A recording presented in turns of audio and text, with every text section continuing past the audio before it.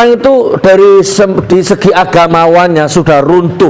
Banyak kiai, ustadz, kiai, Gus Habib yang menjual akidahnya, menjual idealisnya, menjual imannya, bahkan menjual pesantrennya, menjual santrinya, ditukar dengan jabatan, ditukar dengan uang.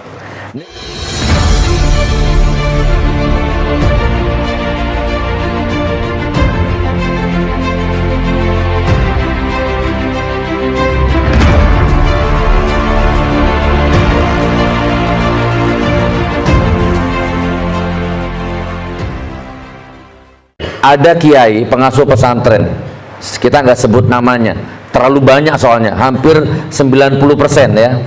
Kiai pengasuh pesantren ditelepon oligarki, ditelepon sekuler ya, ditelepon menteri ya, ibaratnya ditelepon pejabat. Pak Kiai, saya mau silaturahim, ajudannya telepon, saya mau silaturahim ke pesantrennya sampean.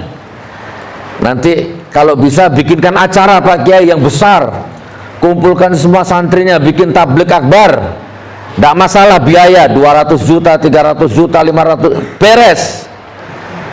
Nah, kiainya dengar uang ratusan juta, teler Pak. Nah, kiainya mulai mendem. Apa bahasa sini mendem itu? Linglung ya. Singkat cerita, kiainya langsung ya, diatur jadwal, diatur hari dan tanggal, maka tibalah hari itu, datang si oligarki tadi itu. Akhirnya santrinya disuruh bikin pernyataan sikap. Kami santriwan santriwati pondok pesantren XXXX mendukung si oligarki tadi untuk menjadi gubernur, presiden dan seterusnya. Coba, ada nggak seperti ini? Ada.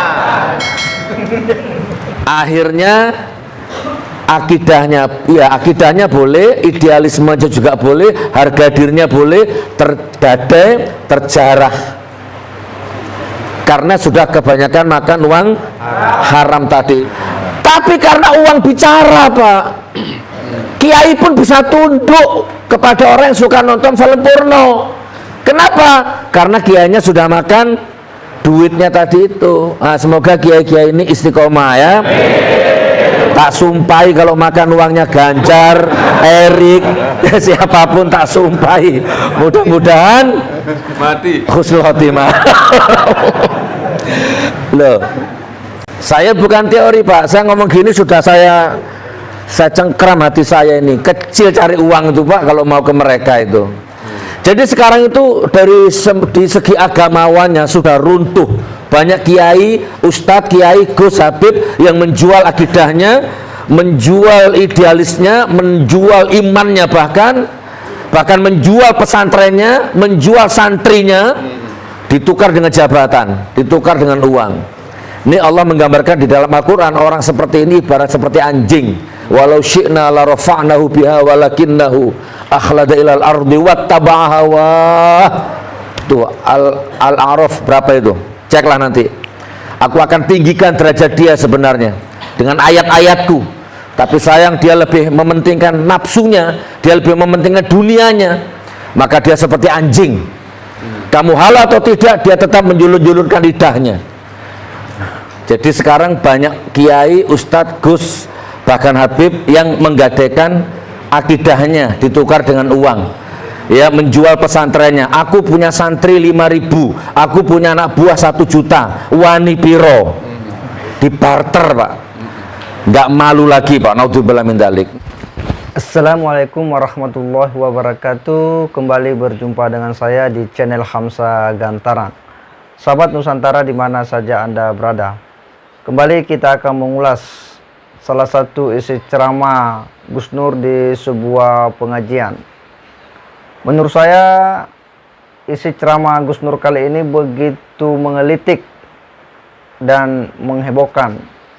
Bagaimana tidak, Gus Nur ini menyinggung oligarki, tetapi memasuk-masukkan kiai, di mana beliau menyebut bahwa banyak kiai, saking banyaknya menurutnya sekitar 90% itu tunduk sama oligarki.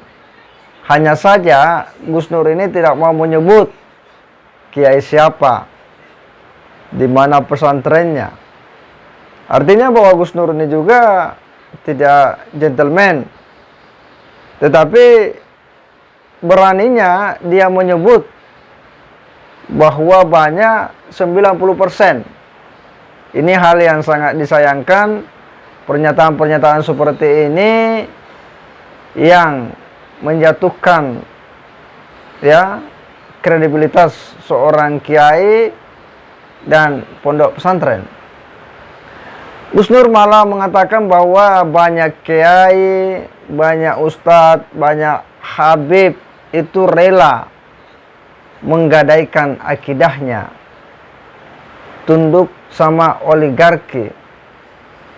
Ini sebuah pernyataan yang menurut saya sebuah tudingan yang tak beralasan, yang hendak menjatuhkan seorang nama besar seorang kiai, nama besar seorang habaib. Gus Nur harusnya buktikan siapa dan di mana. Jangan hanya seenaknya membuat tudingan-tudingan seperti itu yang membuat jamaah, ya pengikut-pengikut beliau yang sudah terlanjur fanatik, ikut-ikutan mencela, mencaci dan menghujat orang. Jangan sampai bahwa apa yang disampaikan Gus Nur itu adalah sebuah kebenaran, padahal itu adalah sebuah hujatan yang tak bermutu, yang tak beralasan.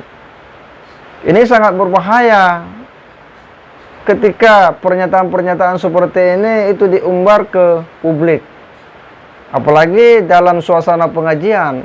Ini tidak mencerminkan sebuah majelis ilmu. Kok bisanya seorang yang mengaku ustadz itu menuding bahwa kiai seperti ini tunduk pada oligarki, menggadaikan akidah, ya, menjual agama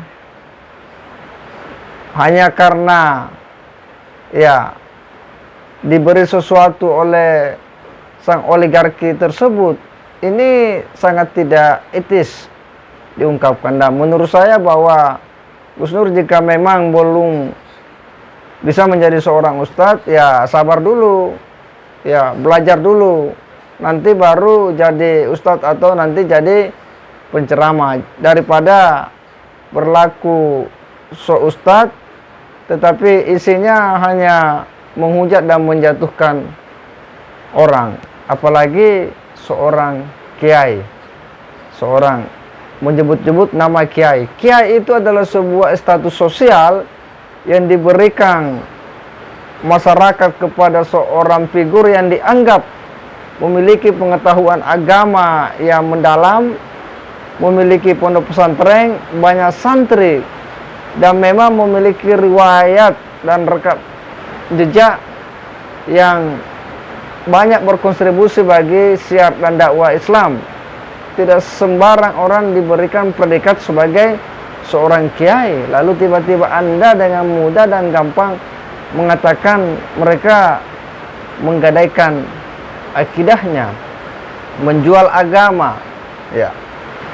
Bahkan Anda mengatakan bahwa karena sudah terlanjur memakan ya riba dari sang oligarki tadi, makanya dia gampang dan mudah tunduk.